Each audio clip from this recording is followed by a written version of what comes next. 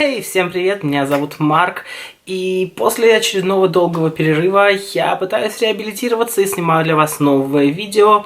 Да, я всегда говорил о том, что работа для меня на первом месте, и сейчас, помимо моей обычной, рутинной работы, каких-то съемок, каких-то проектов, я веду активно курсы по макияжу, потому что среди вас было слишком много желающих, чтобы я поделился своим опытом, чтобы я научил тому, чем я живу.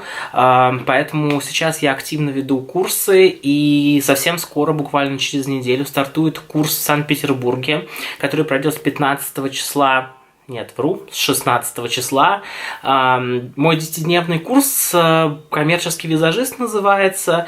И после этого еще одна группа в Москве, и потом уже еще одна группа в Киеве. Я надеюсь, что за следующую неделю я умудрюсь снять побольше видео, чтобы их выкладывать впрок, так сказать. Я решил, что после долгого перерыва нам не хватает видео про разочарование, да.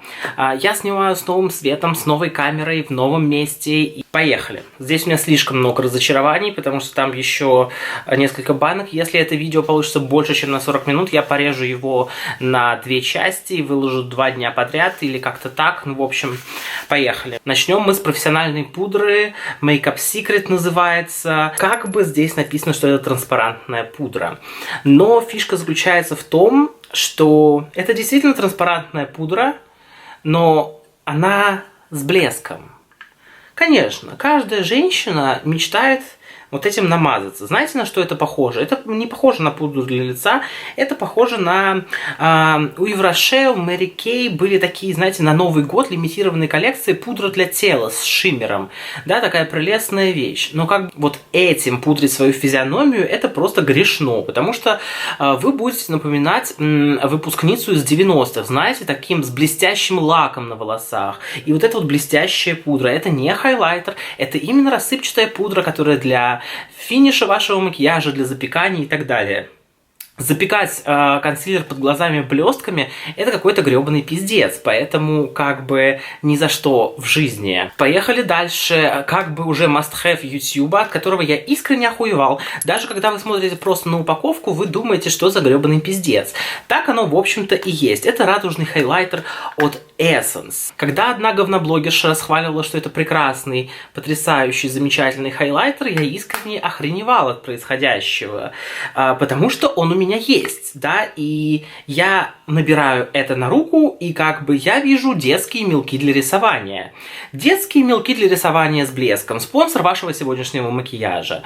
Потому что это какой-то гребаный капец. Ну, серьезно, мне не то, что не хочется это намазывать на лицо. Это и выглядит дешево, да, на вашем лице. Это не выглядит как красивый, гламурный, заполированный эффект. Это не выглядит как супернатуральное свечение. Это не супер что-то космическое, это просто детские мелки для рисования с блеском. Я уже понял, что моя кожа косметический расист, ну как бы пофигу.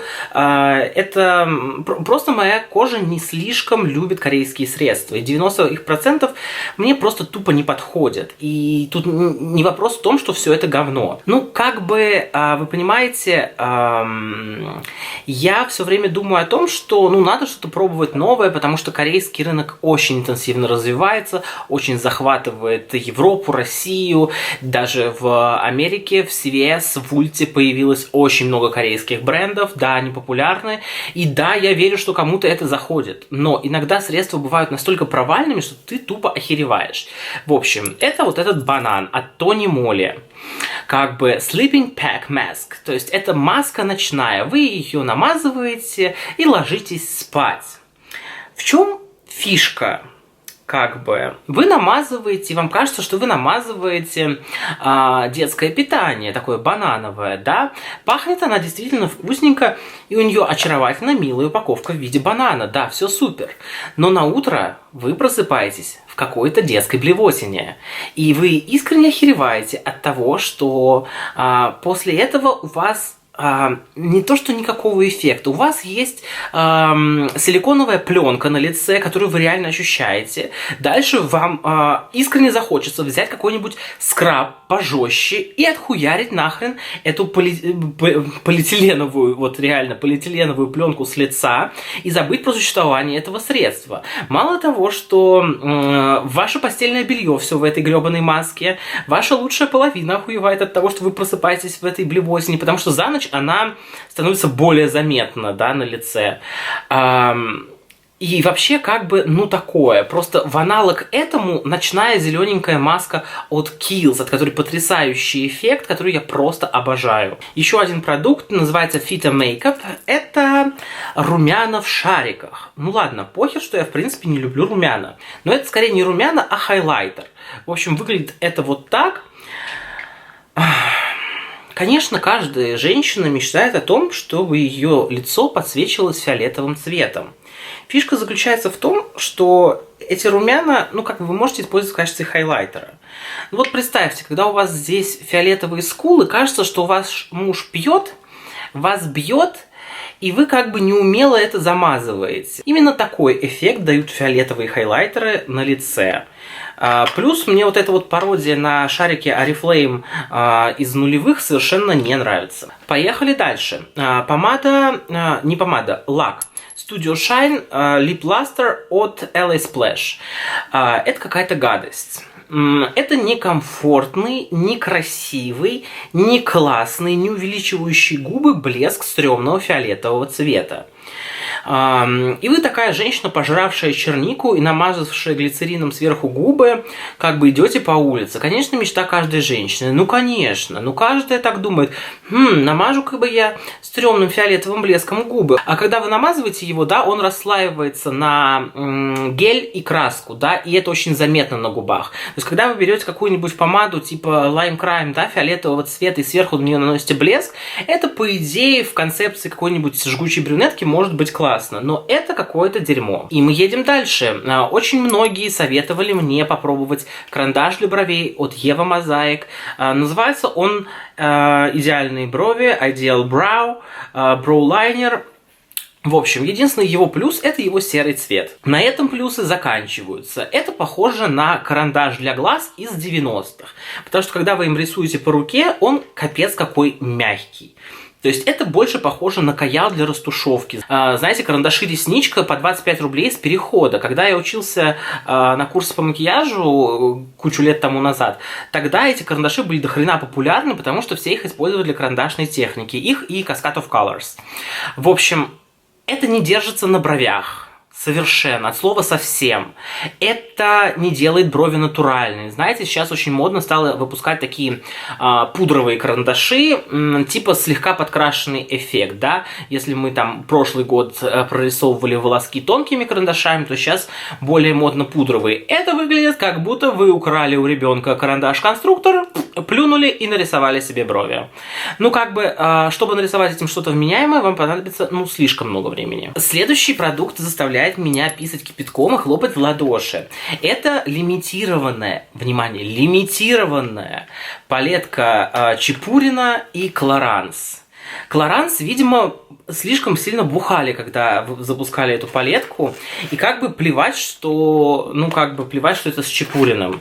Я не понимаю, зачем эта история, как бы, причем тут Чепурина косметика, ну, как бы от слова совсем. Эти ублюдские спонжики вываливаются. В общем, здесь наполнение палетки из 90-х. Просто. Такая палетка, когда я был очень-очень маленький, была у моей мамы. То ли какой-нибудь Golden Rose, то ли еще что-то. В общем, 100 лет назад. В общем, стрёмный набор оттенков для смоки. Грязно-серо-зеленый, черный с шиммером, с таким, знаете, ну, такое, я бы назвал это. Грязный серебряный, стрёмненький розовый, вообще схуяли здесь. Какой-то типа цвет шампанского, здесь типа пудрочка румяна. И все это такой пигментации, после которой ты не понимаешь, почему на этом написано Clarins. Кажется, что я это где-то украл в переходе, вставил в упаковку Clarins и пытаюсь теперь втирать. Но нет. Как бы вершиной этого является стрёмного цвета блеск, который по качеству настолько херовый, что расслаивается прямо в упаковке. Но как бы у меня вопрос, где пигментация? Где хоть что-нибудь? Как этим пользоваться? Объясните мне, пожалуйста. Я уже молчу, что это стоит каких-то бешеных денег. И зачем? Просто за те же деньги можно купить хорошую палетку теней, прям классную, где будет много оттенков. А эта одна стоит как палетка Naked. В общем, какой-то грёбаный капец, и как бы я очень соболезную Марке Клоранс и Чепурину за вот это вот. Мне кажется, они это решили по пьяни сделать. Типа, давайте сделаем стрёмную палетку и будем продавать ее по 5000. Ну, такое как бы. Дальше. Спрей глина. Ну, такое. Это как испачкать волосы и потом с ними ничего не делать. Каждый раз, когда я пытался с этим что-то сделать, мне приходилось идти перемывать голову, и как бы на этом все. Ну, такое. Просто не понимаю, зачем оно. Дальше. Помада Джеффри Стар. Ну, как бы это мое глобальное разочарование, потому что это помада в пулях, которая обещает, что, типа, если вы не любите стойкие матовые помады, используйте эту, она матовая, она в пуле, и ты как бы смотришь и думаешь, ну, как бы такое. В общем, цвет в упаковке не соответствует цвету на свотче, потому что это Пэрис Хилтон в 2007 как бы. Ну, знаете, такая очень пьяная Пэрис Хилтон, которая в 2007 вспомнила о том, что у нее была такая классная розовая помада под загар как раз. Нет, оно не стойкое, ужасных цветов и вообще не стоит своих денег. Если я, в общем-то, хорошо отношусь к стойким помадам, да, они очень сушат губы, они некомфортные, у них классные оттенки, классная текстура, то вот эти помады я просто ненавижу. У меня есть еще один оттенок, и он мне тоже не нравится. Карандаш для бровей Bronze Colors Eyebrow Pencil, у него очень прикольная упаковка. То есть вот эта длинная, это крышка. Сейчас стало модно такое делать, типа вы не потеряете. В общем, фишка в том, что это тауп. Тауп совершенно не тауп. Ладно, похер. У него та же проблема, что и у карандаша Ева Mosaic. Это просто каял, который пытаются выдать за карандаш для бровей. Но это не так, это неправда. Карандаш для бровей на это не похож. Уважаемые создатели марки, позвоните мне, я расскажу, как выглядит карандаш для бровей. Это немного другое, это для другого места. Оно должно быть дохрена стойким, оно должно быть максимально повторять волоски. Чтобы вы понимали, оба этих карандаша настолько плоские, что вы никогда не добьетесь эффекта натуральной брови. Потому что карандаши Beauty Drugs, Анастасия, Urban Decay, они содержат в составе фибру. Вы наносите карандаш, у вас остается эта фибра там, и кажется, что у вас брови объемные. Почему вот именно создается такой эффект классный у Анастасии? Консилер от Physicians Formula. В общем, ненавижу эти упаковки, как бы, ну, такое. Как бы такое ощущение, что я украл у кого-то косметику «Маленькая фея». Ладно, они его продвигают именно как консилер ручки, типа похож на YSL Touche-Éclat, да, такой легендарный, подсвечивающий, легкий, натуральный. Такое ощущение, что вы просто бежевой замазкой мажете под глаза. Его всегда видно. Что бы вы ни делали, его всегда видно. Его всегда видно под глазами, и он просто вот как бы, ну, просто есть. Да, видимо, проблема с формулой, я не знаю, что нужно сделать. Просто если его, вот, просто вы никогда в жизни не пробовали консилер, и вот вы впервые в жизни замазали себе синяки под глазами, то все окей. Но если вы хотя бы хоть что-нибудь из современных консилеров пробовали, то это вам никогда не зайдет. И в Роше перезапустили свои тени 12 часов. Я не знаю, что в этой жизни пошло не так, но фишка в следующем. Вот мы открываем, мы мажем на руку и ждем. Как бы, окей, у них появилось очень много странных оттенков, которые я не понимаю, зачем они, ну, как бы похер, да. Может пройти сколько угодно времени, но вот эта херь не застынет. Ну, как бы, вот, прошло уже время, да, и все это остается на руке. Я не знаю, что пошло в этой жизни не так, но они дофига нестойкие. Совсем. При условии того, что когда-то эти тени были в моих фаворитах, у них этим летом был полный перезапуск этой линейки, они чуть-чуть изменили упаковку, На самом деле, если вы не видели старый, вы вообще не заметите, что произошло с упаковкой. Она просто поменяла пропорции размера. Изменилась формула, и они не стойкие совсем. То есть они даже не схватываются, не фиксируются. Дальше. Мицеллярный гель от Garnier. Ну, такое, как бы. Плевать, что эта херовина воняет, как не в себя. Такое ощущение, что... Ну, у меня ассоциации с каким-то бензиновым или, знаете, керосин какой-то. Вот у меня такие ассоциации. Ладно, пофиг. К запаху не продираемся. Оно ничего не смывает. Вообще. То есть большую часть стойких декоративных продуктов вы этим не смоете. На кой ляд тогда этот гель? Как бы вопрос. Он снова мне жжет, так же как и бутылка мицеллярки Garnier жжет именно кожу вокруг глаз. Нет, я не заливаю в глаза себе это средство. Мне жжет именно кожу вокруг глаз. И есть очень много людей, у которых та же самая проблема. Ой, моя любимая прелесть. Если вы следите за мной в Инстаграме, то как бы Dream, блядь, Крим. Dream, блядь, крем. Вот просто по-другому назвать это невозможно.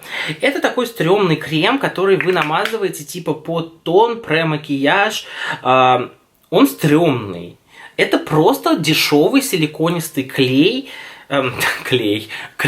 Дешевый силиконистый крем с жуткой отдушкой вот этого черного жемчуга. Сразу вот прям, знаете, вы чувствуете этот запах, и вы чувствуете, как приходит старость. Тебе вот 80, ты выходишь на улицу с пакетом вместо сумки, как бы. Ты сразу там начинаешь пульт в пакетик убирать, накрывать телевизор тряпочкой, понимаешь, о чем говорит Малышева. Вот этот Dream, блядь, крем для меня именно это. Плевать, что с него скатывается большая часть приличных тонов, как бы. Ну, вы знаете, у меня есть тона, с которыми я работаю достаточно давно. Том Форд, Армани, которые я люблю и уважаю. Мне просто усирались некоторые люди, что это лучше средство. Ты просто ничего не понимаешь. Dream, блядь, крем. Все. И ни за какие деньги. Я просто даже не могу представить такую сумму. Вот если с Баду я еще хотя бы могу представить сумму, за которую я буду его рекламировать, то вот Dream, блядь, крем просто такой суммы не бывает. Еще один продукт, который я искренне от всей души ненавижу, это Makeup Expert от Nivea. Эта дрянь содержит спирт, который позволяет ему быстрее высыхать. В связи с этим у меня вопрос. Нахуя это намазывать на лицо? Как бы они обещают, что это крем-флюид и что он прекрасно подходит в качестве базы под тональную основу. Это брехня. Нет, большая часть приличных тонов так не делает. Они не хотят на него ложиться. 2 бронзера от Yves Rocher. И для каких людей они вот это выпускают? У меня как бы вопрос. Нет, я как бы точно не из тех людей, кто боится теплых оттенков, только в России как бы переживаю, что это будет очень желтый, очень оранжевый, очень загарный, всех выбелить нахер. Ну, как бы, поэтому в России очень заходят корейские средства, а американцы не понимают, зачем. Ну, как бы, это как с тонами NYX. Почему они там все желтые? Там есть линейка Honey, там есть линейка Gold, там есть нейтральный подтон, есть розовый подтон. Как бы, потому что в Америке любят очень во многих штатах загарные оттенки. Камера это не передает. На камере почему-то кажется, что они холодные и вообще одинаковые. В общем, это легкий загар, это бронзирующий загар. Если бронзер я еще как-то могу понять, вот этот особенно, то как бы вторая пудра я вообще не понимаю подо что. Потому что она такого цвета, которого не бывает ничего на лице человека. То есть, если это у них в качестве хайлайтера, то что он такой темный? Если это в качестве пудры под глаза, тогда что она такая темная? Вот. В качестве бронзера это не годится. Вообще не понимаю вот эти вот это вот. Если бы еще был просто бронзер, я бы еще понял. Еще немного этих теней от Yves Rocher. Ни в каких оттенках они не фиксируются. У меня есть вся линейка, я ее всю открыл, всю пересвочил, она просто тупо нахрен не схватывается с кожей. Все. И как бы о чем вообще можно говорить? О том, что оно когда-нибудь застынет нахрен. И еще тем более будет 12 часов держаться. Раньше я показывал даже сводчи, что оно держится, и ты трешь, ничего не происходит. А теперь она просто тупо не схватывается. Как бы любимый спонж Маши Вэй, Faberlic. Мне кажется, они перепутали. Ну, как бы с учетом того, что у нас теперь Faberlic выпускает косметику для саношкольниц, они должны были назвать это игрушка-попрыгунчик.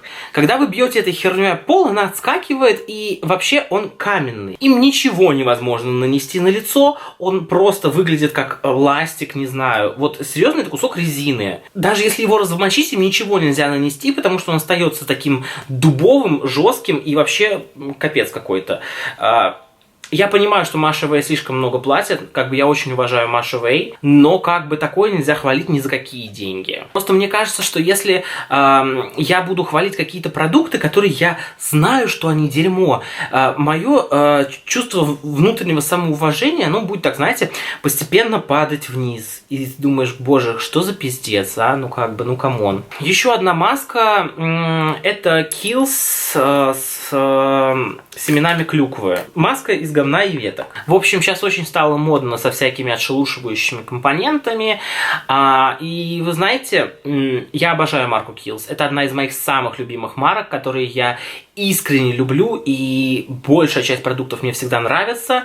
Но у меня настолько красная рожа после нее, что просто капец. У меня очень чувствительная вот эта зона в центре лица. И, как сказала, тебе надо лечиться, мне уже диагнозы ставят, ну как бы я вот это обожаю. Баба Фрося идет в жопу, как бы, ну вы знаете наш хэштег, да? У меня очень близко сосуды находятся в центре лица, здесь очень тонкая кожа, и практически любое средство, не имеющее, назовем так, премиального состава, вызывает у меня сильную красноту. Поэтому, как бы, я с ней буду бороться всю жизнь, и как бы ничего не изменится. В общем, она отшелушивает, да, но вызывает сильнейшую красноту, просто сильнейшую. Вся ванна засрата этими семенами клюквы. Я уже молчу, что вы их реально отдираете с лица, потому что вы нормально размочили эту маску, а они, сука, не слезают с лица. И вы трете, и от этого еще больше красноты. И поэтому я как бы не знаю, что с этим делать. Я дальше не буду ей пользоваться. Тональная основа Giordani Gold Liquid Silk капельная. Мне очень нравится название Liquid Silk. Просто как бы Liquid Silk. Если бы они написали здесь тоналочка, то это было бы самое честное, что они могли сказать. Вы знаете, у меня такой прям флешбэк с этим средством, как будто мы в нулевых, и как бы тональное средство выглядит как такая легенькая штукатурочка. То есть ее видно капец на лице, на увлажненной коже, не увлажненной коже.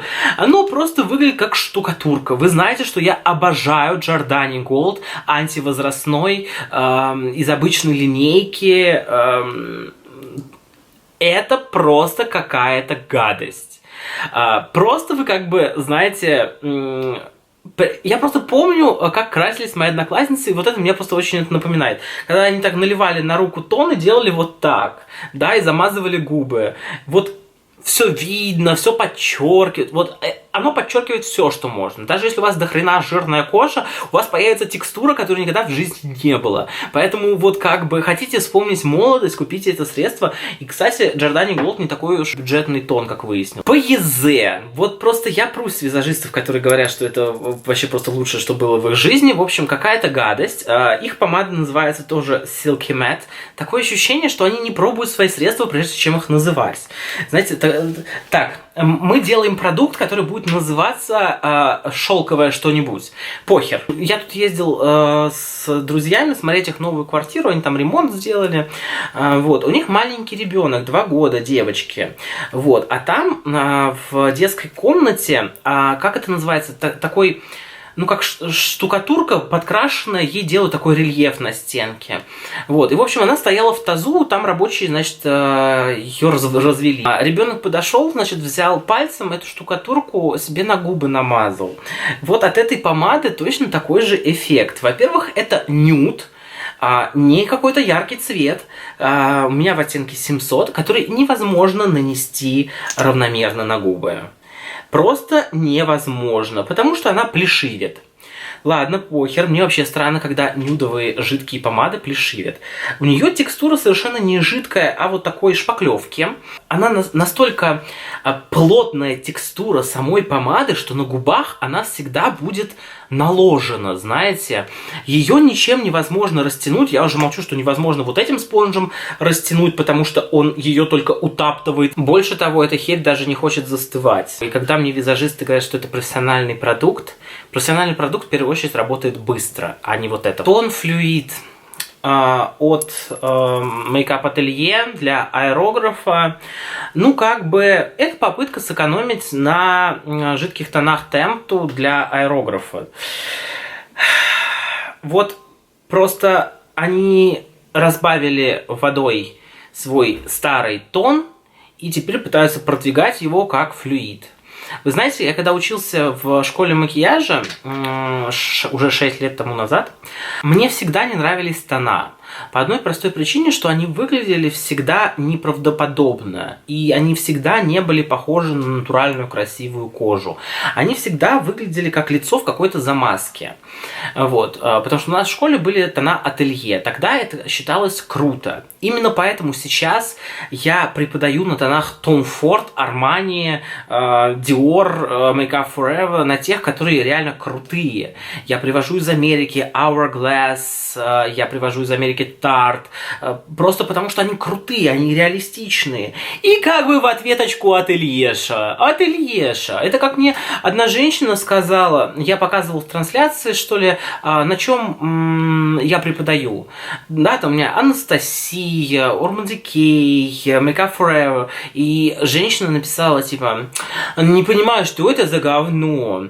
Где Поэзе? Где Ателье? Где Мэнли? Ну, такое, как бы, выпьющее там, что ли. Никогда эти тона не станут выглядеть как натуральная кожа. И когда я вижу в кейсе у визажистов в 2017 году косметику Ателье, я искренне спрашиваю, что в твоей жизни пошло не так? Еще одна замазка на лицо от Physicians Formula, это типа BB Stick. Плевать, что большинству людей он будет темный по одной простой причине, что он в единственном, сука, оттенке. Он ни подо что не подстраивается, он ни под кого не подстраивается, он слишком крут, чтобы под кого-то подстраиваться. Ну, в общем, какая-то херь. Мне усирались некоторые женщины, что я игнорирую косметику Catrice, поливаю ее говном, и как бы я пошел и купил. Во-первых, хайлайтер Catrice. У меня такое ощущение, что как бы какую-то старую бабкину помаду выдают за хайлайтер, потому что это что-то с очень дисперсным, крупным шиммером, и это не выглядит как хайлайтер, это выглядит как разделимые блестки на вашем лице. Ну что за нахер? Ну как бы плевать, что face glow. Glow — это гладкое сияние, да? Это как строблинг, это как Berry Som Oops Cream, это как Strobe Cream от MAC, это Glow Cream от Herborian. Это glow, а это какие-то блестки в жидкости, похожей на перламутровую помаду. Карандаш для глаз внезапного зеленого цвета, ну ладно. Как бы фишечка заключается в том, что он настолько жесткий, что им можно выколоть глаз.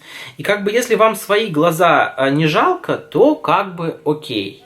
Но как бы я стараюсь людей беречь все-таки. Тушь, которую я искренне всей душой ненавижу, привез из Америки. Wet n Wild Skinny Mascara. Ее, по-моему, до сих пор еще нет в России. В общем, у нее вот такая щеточка. Боже, она пахнет гуталином. Я уверен, что это запах гуталина, это не тушь. Она просто ужасно воняет. Ладно, плевать. Они так все пахнут, чтобы вы понимали, у меня есть другие туши Wet n Wild, у них такой же запах. Просто именно в этой какой-то такой компонент, который, я думаю, у меня вываливаются глаза.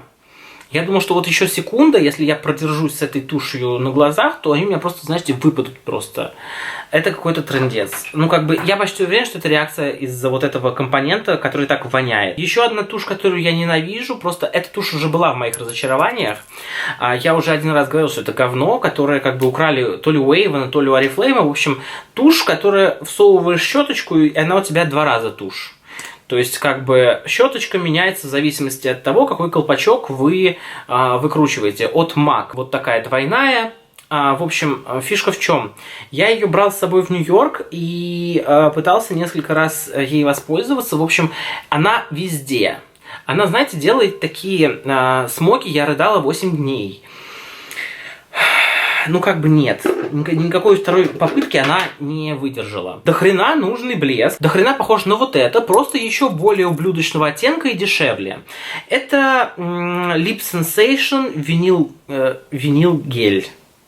Виниловый гель. В общем, это какое-то дерьмо. Это дерьмо, которое расходится на краску, и я вам даже это покажу. Просто, вы знаете, я помню в школе у нас девочка, она, короче, жевала ручку, и она у нее потекла. И, в общем, на губах это выглядит примерно так же. Ну, такое, как бы. Карандаш от Sephora. Во-первых, он почему-то отдает в зеленый жуткий цвет. Просто, ну, как бы цвет похер. Совершенно не стойкая формула, потому что его формула, в отличие от Анастасии, похожа на карандаш Ева Мозаик. Вот это я вообще не понимаю, что это и зачем оно. Ну, как бы, вы понимаете, я почти уверен, что щетка для бровей должна быть нормальной, а не вот эта вилка какая-то. Вот. Совсем не стойкий карандаш, и как бы он не стоит своих денег. Очень популярный в США бальзам называется Burt's Bees. В любой аптеке, в любом магазине, они в таких больших мисках стоят.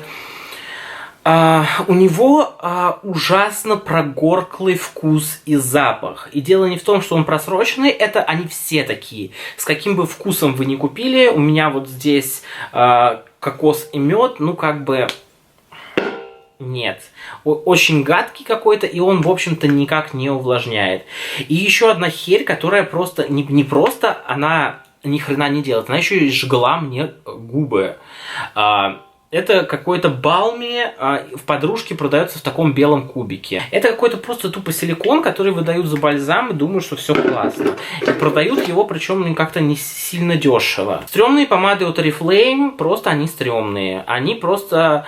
Ну, сейчас стало модно выпускать именно уже не стойкие матовые помады, а просто помаду в пуле, потому что все устали от матовых помад. Это такие, здравствуй, мне 4 и как бы помада моей бабушки. Просто она пахнет старой дешевой советской помадой. Я не понимаю, что нельзя сделать какой-то приличный запах в помаде. Я не понимаю, она не стойкая, она мажется везде, где только можно. Она не пигментированная, ее нельзя нанести на губы равномерно. Что, блядь, за херь? В общем, была какая-то гребаная куча разочарований. Если у меня получится, я надеюсь, что видео будут выходить чаще. Я очень извиняюсь, но какого-то сложного монтажа с крупными планами не будет, иначе эти видео не выйдут просто никогда. Если вы хотите видеть меня чаще, обязательно подписывайтесь на мой инстаграм. Там я стараюсь регулярно вести трансляции, делиться какими-то моментами из моей жизни и в сторис, и в ленте. Я надеюсь, что мы увидимся совсем скоро. Подписывайтесь на мой канал. Пишите, что в последнее время вас разочаровало. Просто поделитесь со мной. И давайте помогать друг другу и ограничивать друг друга от ненужных, бестолковых покупок. Потому что, мне кажется, эти видео самые полезные. Меня, честно, уже тошнит от 121 фаворитов в этом месяце, и как бы плевать, что это 8-й шампунь за неделю у некоторых блогеров, ну как бы похер. Всем спасибо, меняйте себя, и мир вокруг вас изменится. Пока-пока!